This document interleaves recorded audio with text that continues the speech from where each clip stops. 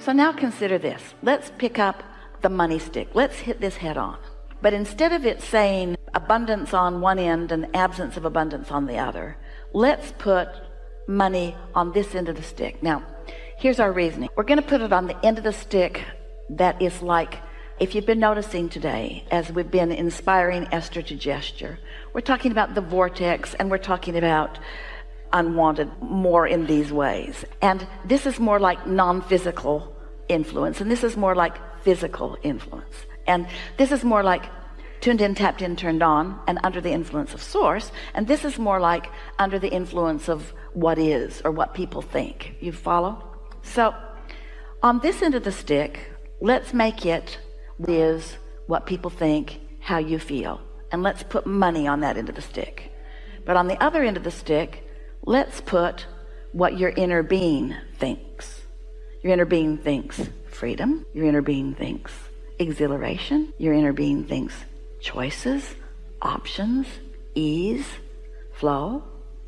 And can you see how when you think of those things, it doesn't activate the don't have enough money end? Can you feel the difference in that? Mm-hmm. That'll help you a lot, because there is so much appreciation in you. We can feel it, and ease and flow on so many subjects. And so what you're doing, you're just recalibrating this stick. You're just making this stick work for you, because you've been playing with this stick your whole life in ways that it doesn't work for you. Right, I can feel that. And nobody can just all of a sudden, because we said so, say, okay, I'm just going to look over here. No, you're not. You're going to look where your habit of thought is. Now you see this stick differently, because things that are manifested, by that we mean the money in your bank account, your financial situation. That is a reality that you've been encouraged to focus upon. Every day you got to know you can't spend more money than you've got, or you can't spend more money than your credit limit. And so it's something that you're aware of, but you're aware of it in a way that isn't serving you. It's like we can't fix the subject of money at all. You know what other subject we can't fix? We cannot fix the subject of God. You've screwed it up too badly. We cannot talk to you about God, because what you think God is, we don't even want to put that label on it, because every time that word is uttered, you offer a vibration that is so ridiculously nothing to do with this non-physical connection that you have. And so we've taken God out of our vocabulary for the most part. Have you noticed? We talk about source, we talk about vibration, we talk about energy, we talk about inner being, we talk about well-being, we talk about vibration, we talk about energy. Because when we talk about those things, you don't go But if we were saying God, you'd go because God has let you down over and over and over again. You've been praying and God's been out to lunch. I have one other question on this then. Okay, so before you go there, let's just make sure we've nailed this down in a way that you're really getting it. Since we've taken God out of the equation and money out of the equation, and instead we're talking about things that are really easy for you to relate to, and therefore things that are very easy for you to find vibrational alignment with, now you'll be tuned in, tapped in, turned on. That will work for you. This process will change your relationship with freedom, not money, with ease, not money. Oh, money will come, because money is the very best way to facilitate all of that. It's so portable. It's so exchangeable. Okay, I'm with you. And so this part of it is a new dynamic.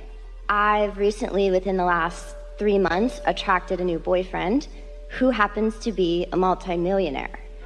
So it's interesting though, because so now what's activated? Now she's picking up the end of the stick. Relationship longevity. Well, that's a relationship. That's a whole nother question. But it's interesting because it is another question. It's a whole nother question. Insecurity is insecurity. If you were tuned in, tapped in, turned on, isn't your money problem sort of solved? Well, okay, right. But why are you not letting it be solved? Why are you not letting the money that is flowing to you through the path of least resistance, why are you not letting it in? What is stuck in your vibrational craw? And I wonder if it's like something from something my parents taught me or whatever. I try not to stay in the past, but I'm aware. What it is you have this, I've got to earn it anything. But there's no earning, there's just attracting. The lottery is attracting. Marrying someone really rich is attracting. Stumbling over a pile of money in the ditch is attracting.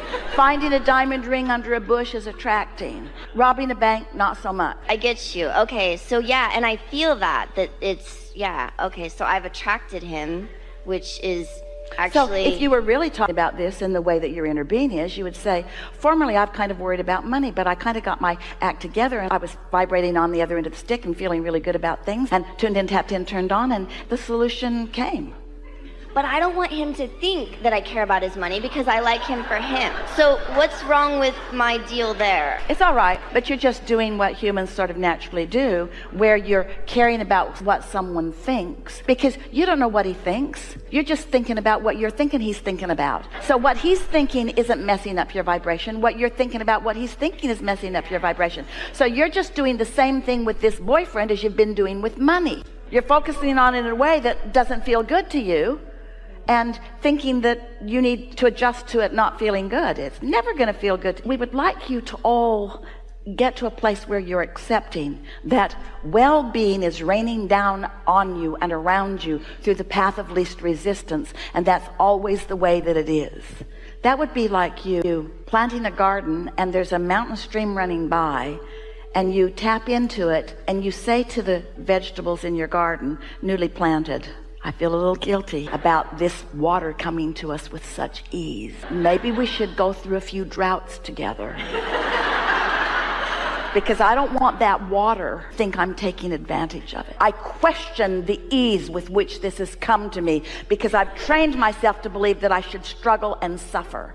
So then you want to ask yourself, is this who this person is? Did this person come to you with an attitude of, I'm just a wonderful, wonderful catch and you must have suffered a lot to deserve me? Was there anything like that that came out of this person's mouth? No. Nothing even close to that. You're making it up. You might want to figure out why.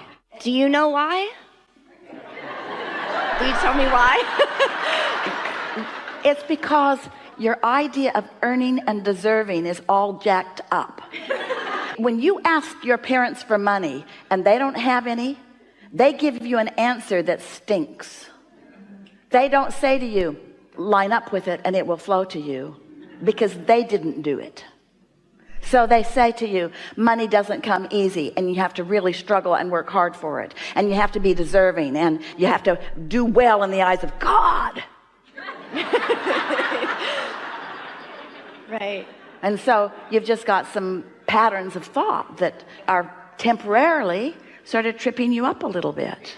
Think about this question. Abraham, for a long time I've wanted blah, blah, blah, and now it's come to me, but I feel guilty about it coming. Because it came so easy. You're right. No, I'm with you. It's true. Yeah. I have to get over that earning, and I have to like work hard and like, oh, how could I just attract this multimillionaire? Now I can have anything I want. It came so easy. Let's focus on those words. It came so easy.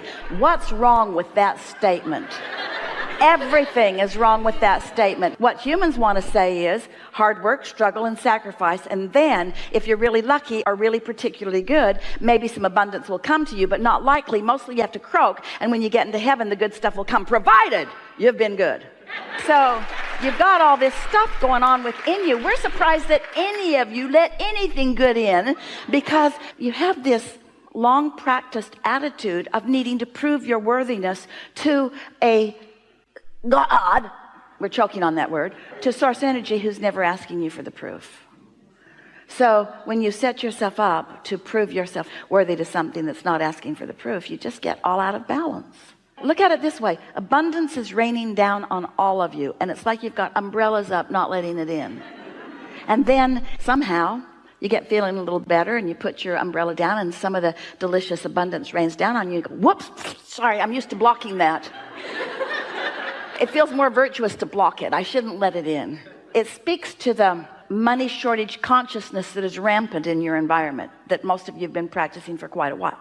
It's like you think that there's this finite pie, and that if you take a big slice of it, that you're depriving others of their slice of the pie.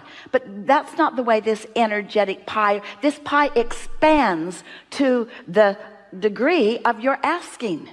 The pie is enormous. If you could see this pie accurately, it's the biggest pie. Esther can't find words to describe the infinitely big nature of this pie. And as humans on the planet, you're eating a slice out of it that's so infinitesimal we can't even find a measurement small enough to talk about it. And you're worried about you taking too much of a pie that hardly anybody else has even dipped into at all. And because they don't seem capable of dipping into the pie, they're trying to get you not to either. Have you seen this pie? No, you haven't. We've seen the pie. We've seen the pie. It's time for you to start cashing in your vibrational chips, you see.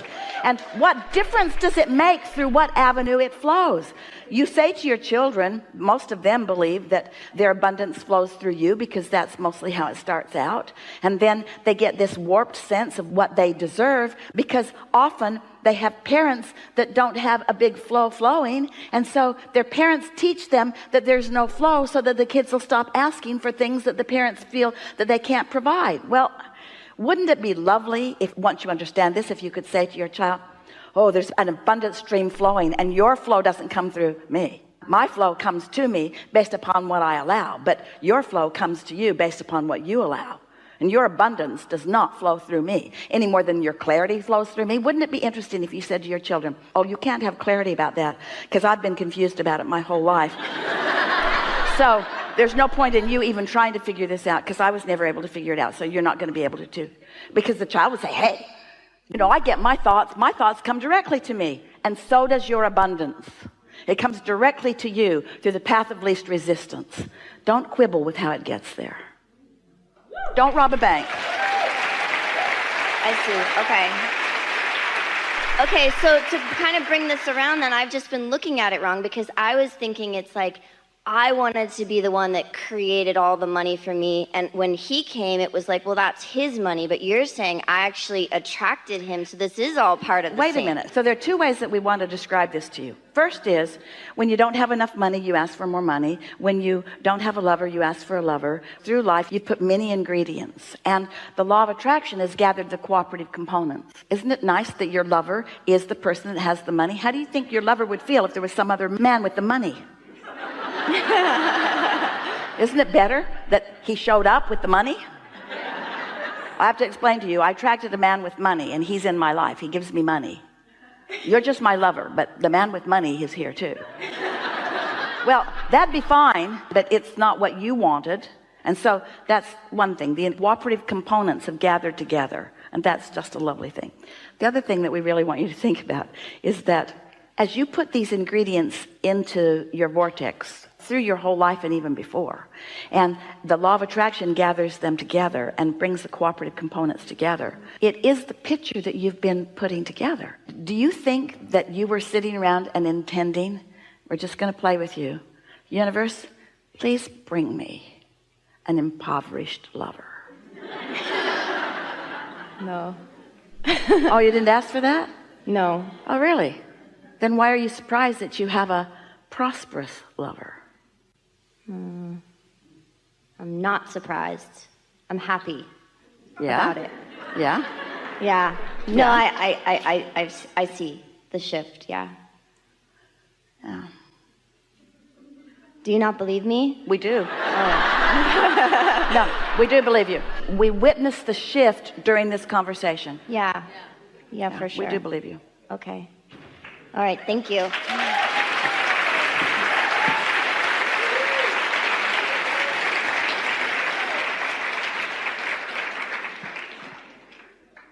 Do you like it that she's got a rich one? See, if that feels really good to you, you're under the influence of Source. If you're jealous, you're not. Is there possibly anything left undone? You're greedy, greedy, greedy.